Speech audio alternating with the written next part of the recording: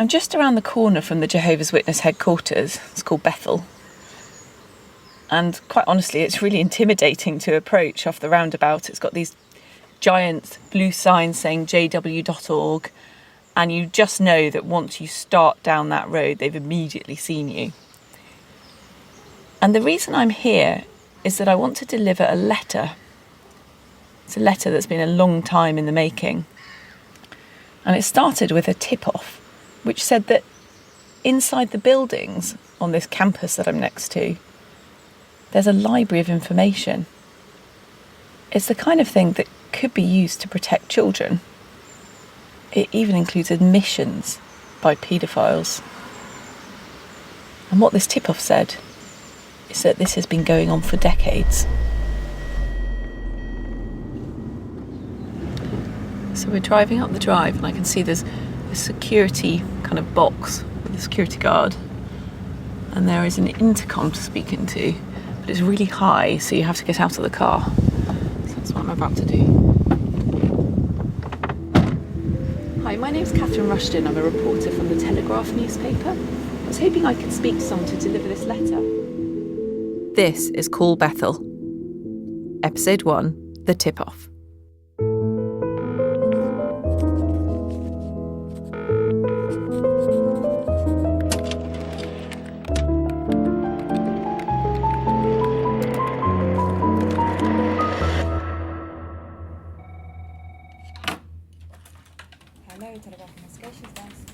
I'm Catherine Rushton, and I've spent the best part of a year working on this story with my colleagues in the Telegraph investigations team.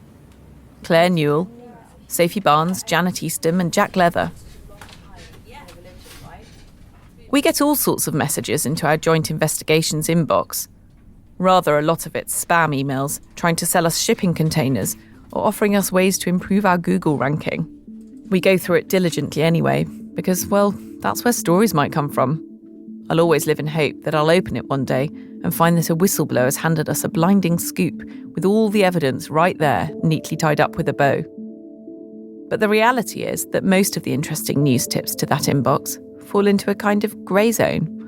They contain nuggets of information that sound like they could amount to an important story, but only if they're true, and it's our job as journalists to work that out. The email that started us off on this investigation definitely fell into this grey zone.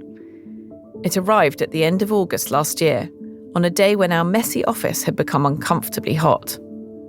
My colleague Sophie was the first to open it. The person emailing had something she wanted us to look into. Hello, Jill speaking. Oh, hi Jill, this is Sophie from the Telegraph. How are you? Hello, lovely to speak to you. The sender was a former Jehovah's Witness called Jill Owens, and she said she was writing about a matter of great importance. Jill claimed that there was a problem with the way that Jehovah's Witnesses handle allegations of child abuse. This sort of thing has been well documented in other religions, the Catholic Church, for instance. But she said there was something else. So the bit that jumped out to me was the aspect about the secret abuse database. She claimed the organisation has had a documented policy of compiling data on all abuse allegations, but that these were not always shared with the police.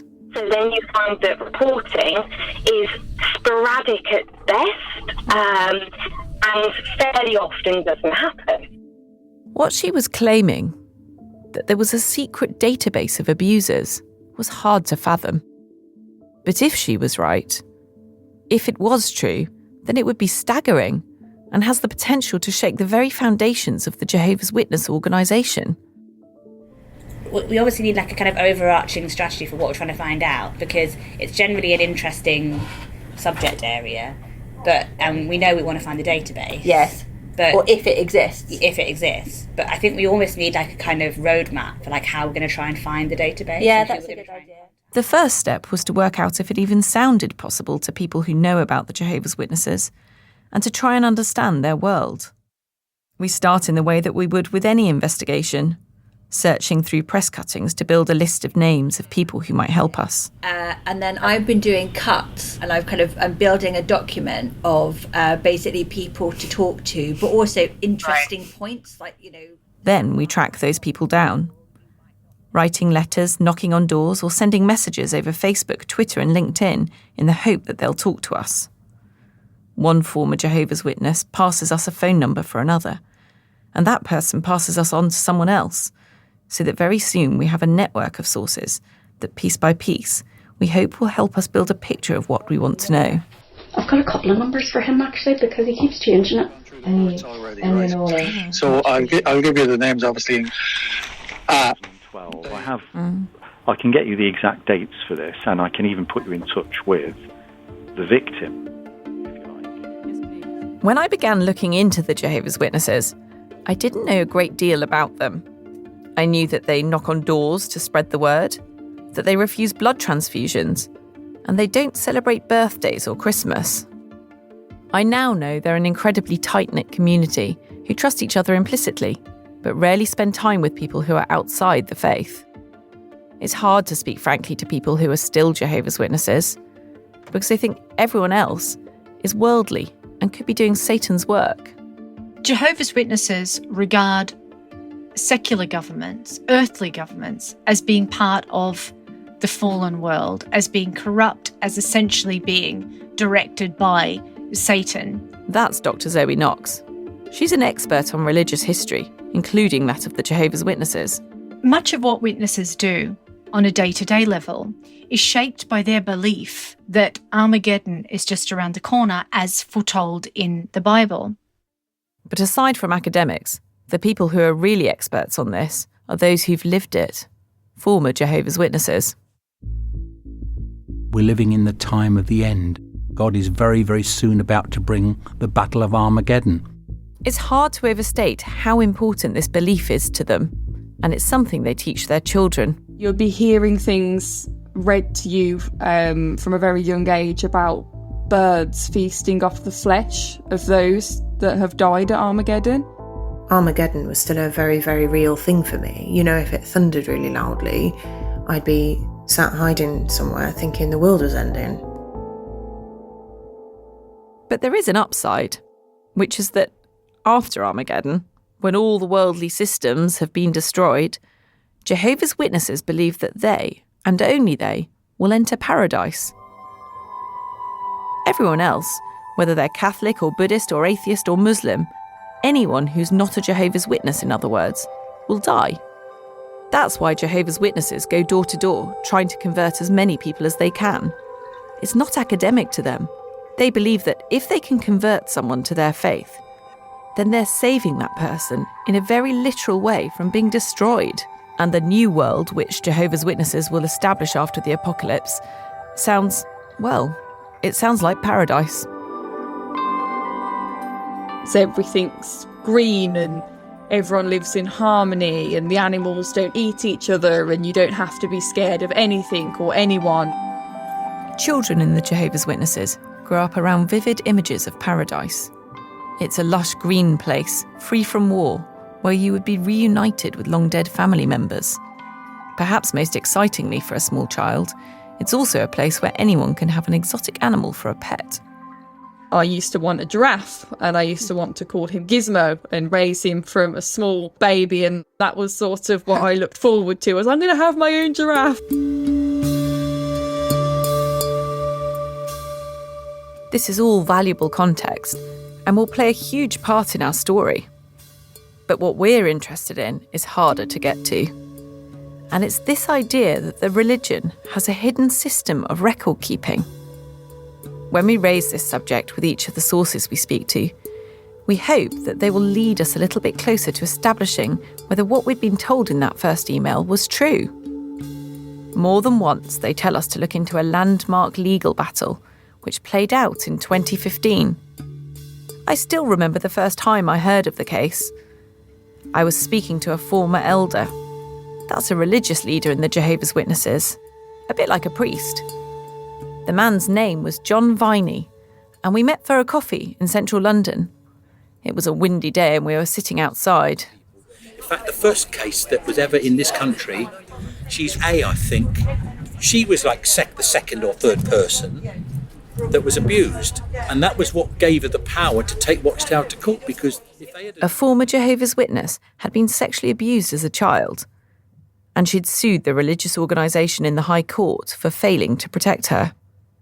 It was a huge deal, the first case of its kind in Britain, and the young woman at its heart knows exactly how the Jehovah's Witnesses have failed children. She's anonymous, so we can't track her down in any of the usual ways. But with help from her lawyer, I managed to get in touch. I'll make sure my phone's off.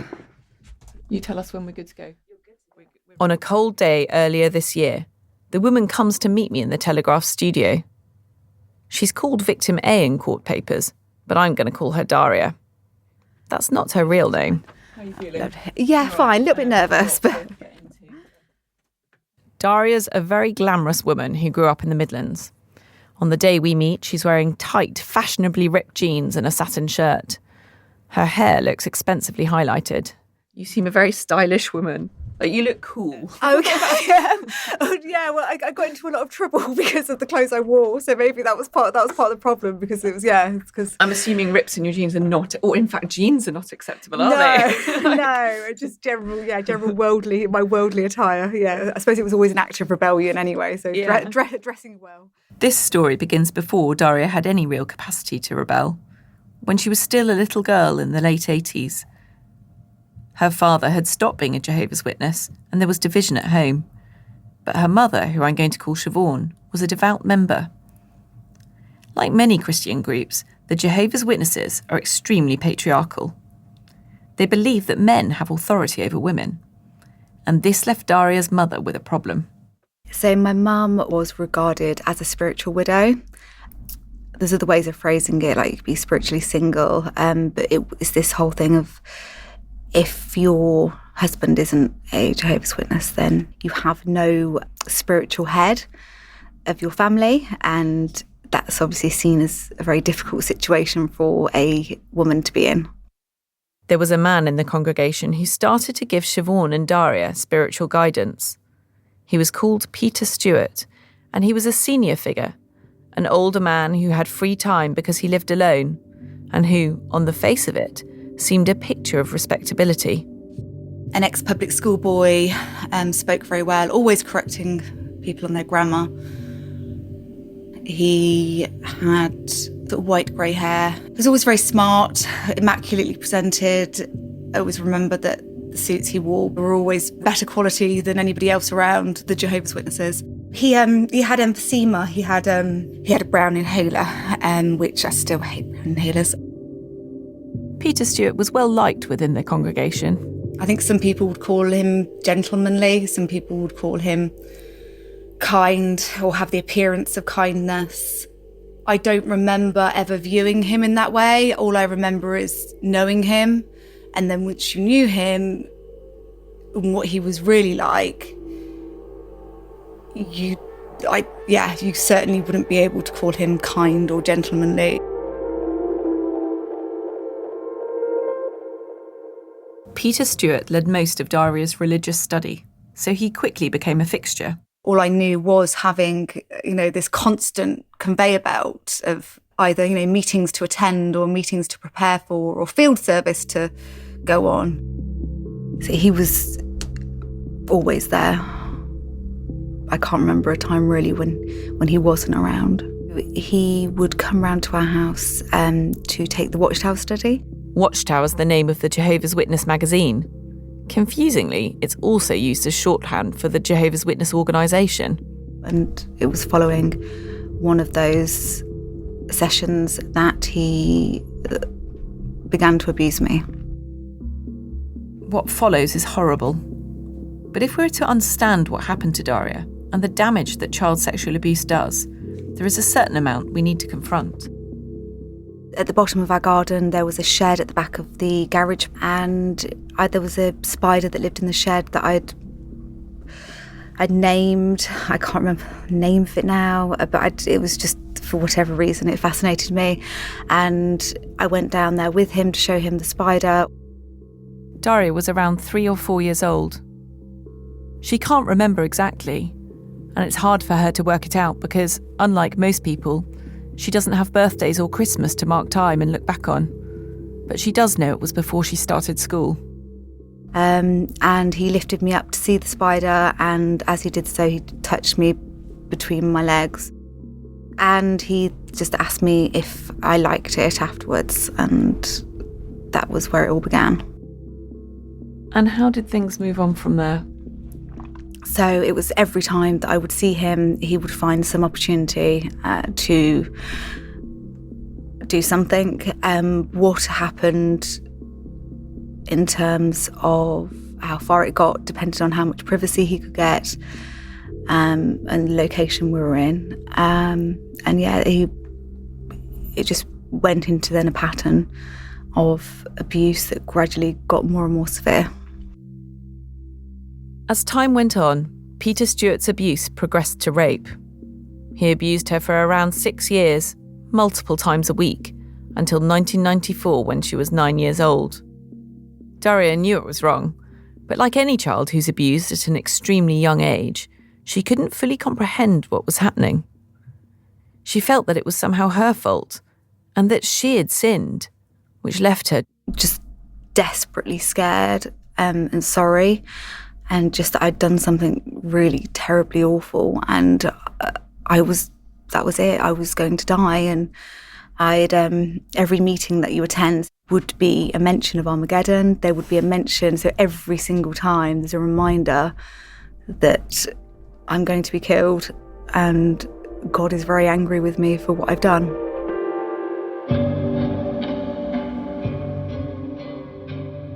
Little Daria was terrified. Peter Stewart had made her feel responsible for the awful things he was doing to her, and she felt utterly unable to tell anyone. So she didn't. She kept quiet for years, and he continued abusing her. But then, when she was 9, something happened. Like a bolt from the blue, her abuser was gone. Peter Stewart had been arrested. We'll find out why after the break.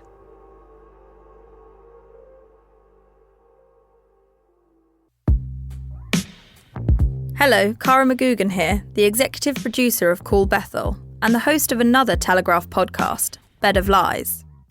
For both these narrative series, we've spent months digging into complex scandals, sifting through long documents to find the truth, and giving victims the space to tell their stories. Making shows like these takes time, and we couldn't make them without the Telegraph subscribers. If you'd like to support our original journalism and read our award-winning coverage, head to telegraph.co.uk/Bethel podcast, where you can get 30 days free access to the Telegraph online. That's telegraph.co.uk/Bethel podcast, or click on the link in the episode description.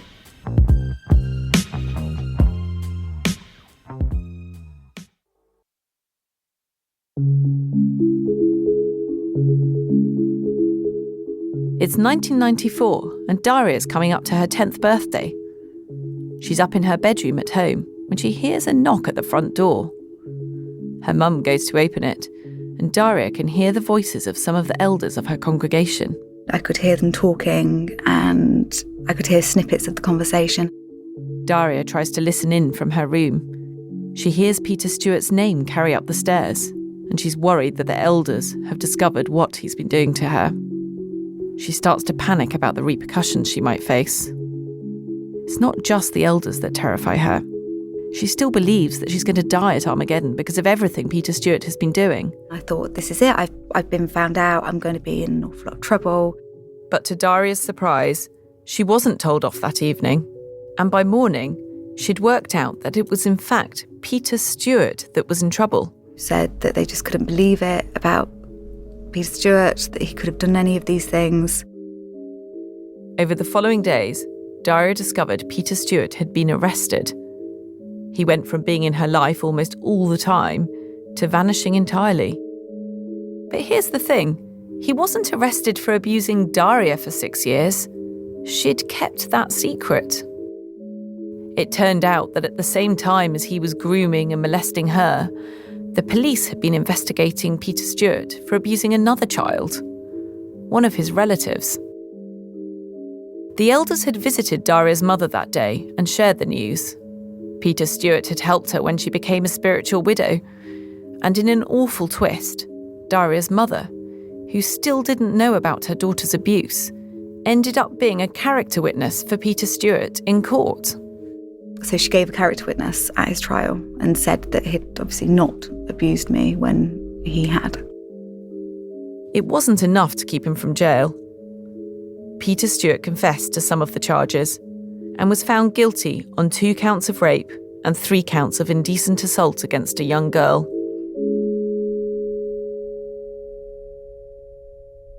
That a paedophile could be so prolific raises questions about whether Daria could have been protected.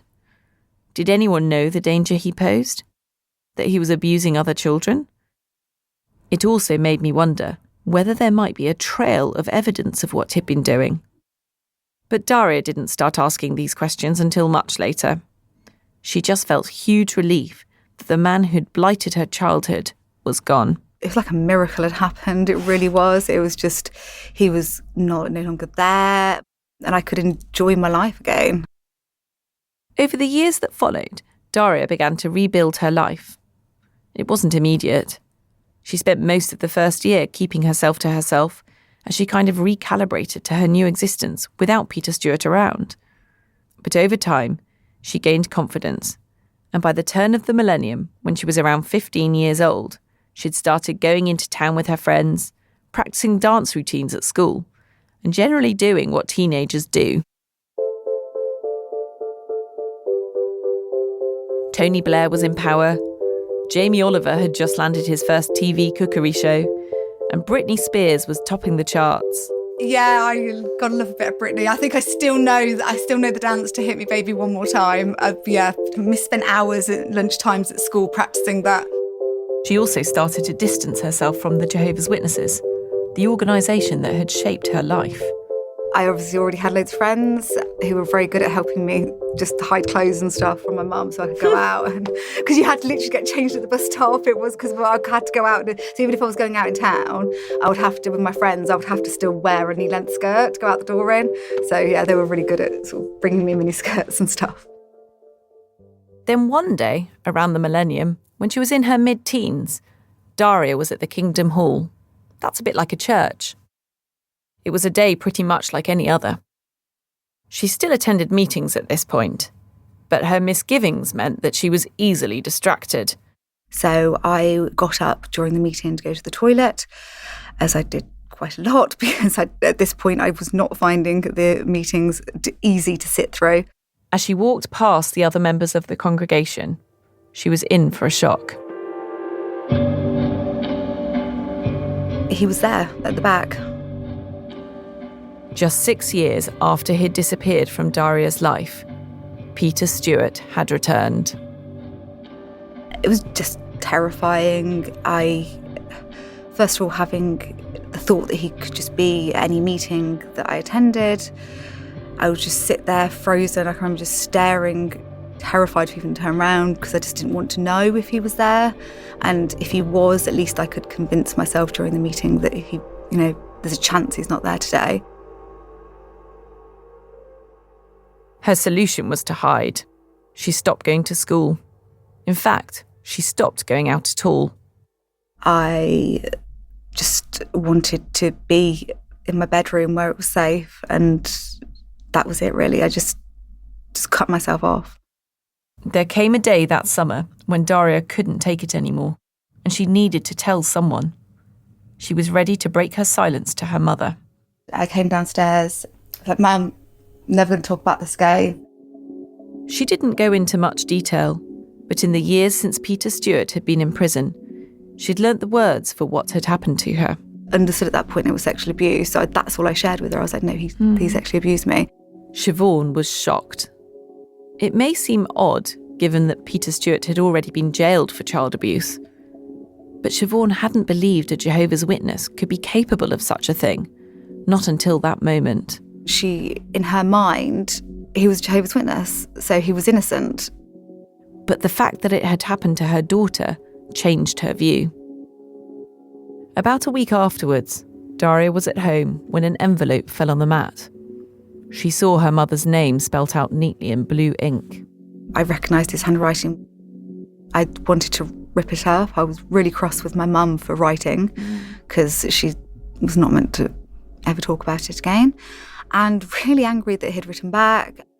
Without Daria knowing, Siobhan had written to Peter Stewart, telling him that she knew what he had done. He'd been entrusted with the family's spiritual growth. How could he have done something so evil? And nothing, he said sorry for what he had done, and he asked for forgiveness. It was all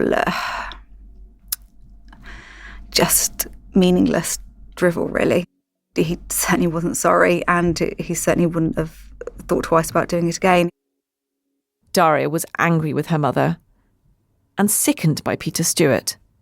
But what they had now was a handwritten document which would surely be a compelling piece of evidence against him. There's quite a lot to unpack here, so I wanted to have a chat to one of my colleagues, Jack.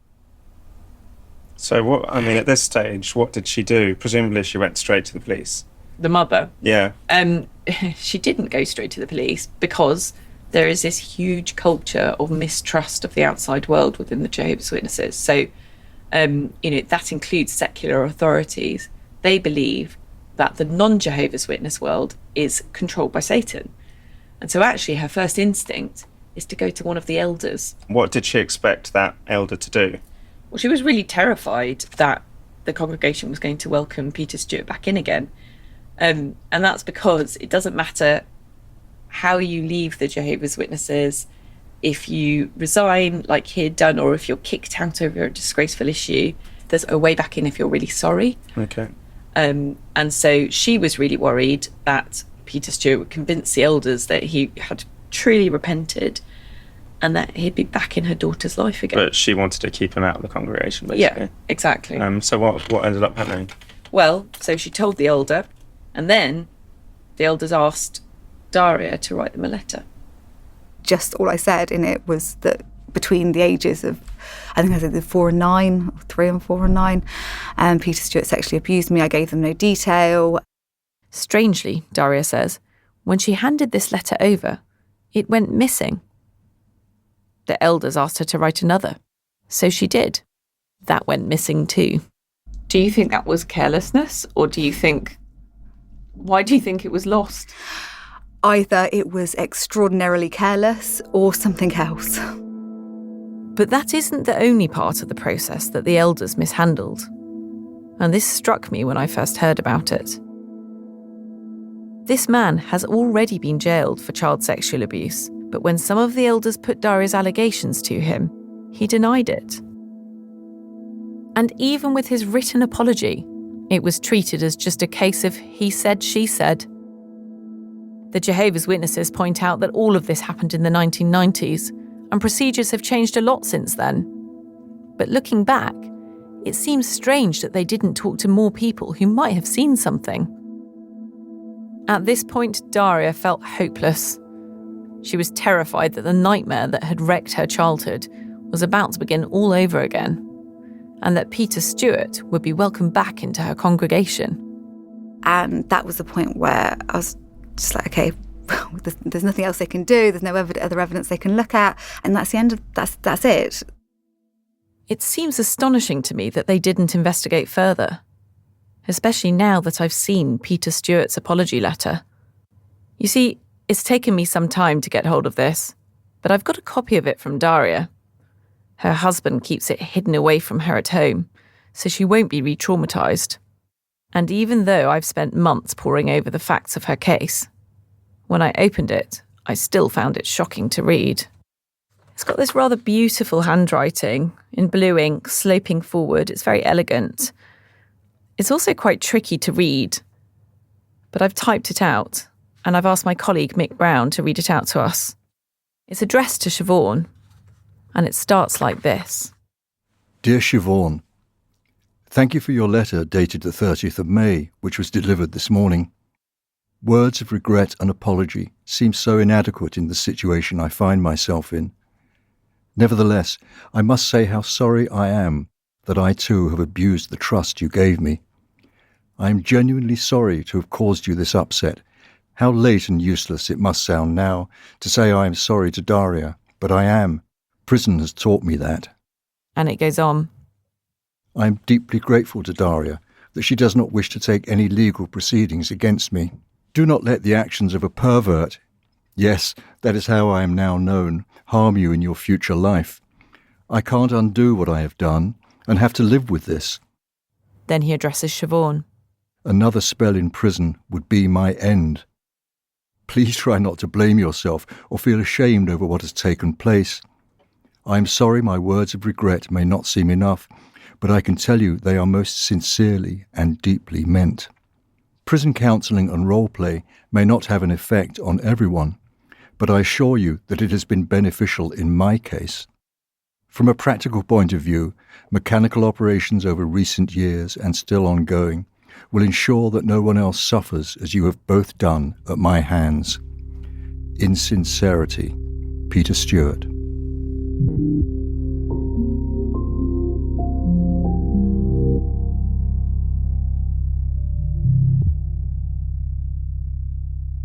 I wasn't prepared for how horrible this letter is, and how clear it is as a piece of evidence.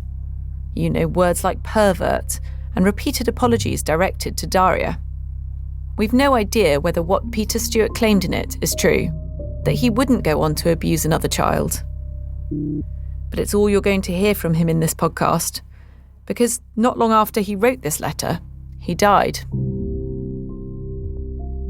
Over the years that followed, and armed with this letter, Siobhan kept on trying to convince the leaders of the congregation that what her daughter was saying was true. She took it to one of them, a man called Alan Orton, whom she regarded as a family friend. Daria remembers him as a slightly overweight man who often wore badly fitting suits, but who generally seemed like a well-meaning fellow, which made what happened next all the more shocking. She took photocopies of the letter because she didn't entirely trust that it would be returned to her in one piece, which was certainly well thought out, because at one point years later he took it off her and ripped it up. What we have here is an elder who appears to be deliberately ripping up evidence of child abuse. That's hard enough to understand on its own. But the thing is, there's something stranger, and if possible, even more disturbing, happening beneath the surface here. Because it turns out that this photocopied letter, with its spidery handwriting and its admissions of guilt, it wasn't the only bit of evidence. Filed away within the Jehovah's Witness organisation, there was a much older record about Peter Stewart. A record that had been meticulously archived. A record that could have kept a little 3 or 4-year-old child from being left alone with a paedophile, week in, week out. A record that could be part of a much wider database. The one that we were given a tip about in that email.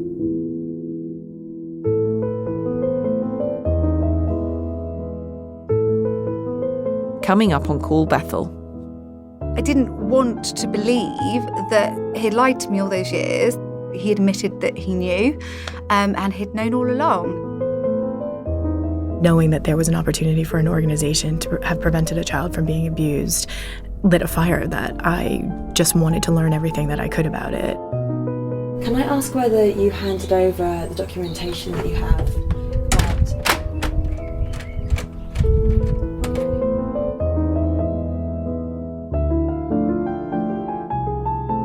Call Bethel is written by me, Catherine Rushton, and produced by Pete Norton. The investigations team behind it are Claire Newell, Janet Eastham, Jack Leather, Sophie Barnes and me.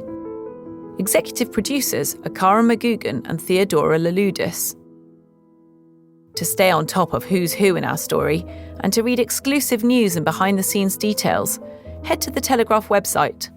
We'll be publishing more every week at telegraph.co.uk/Call Bethel.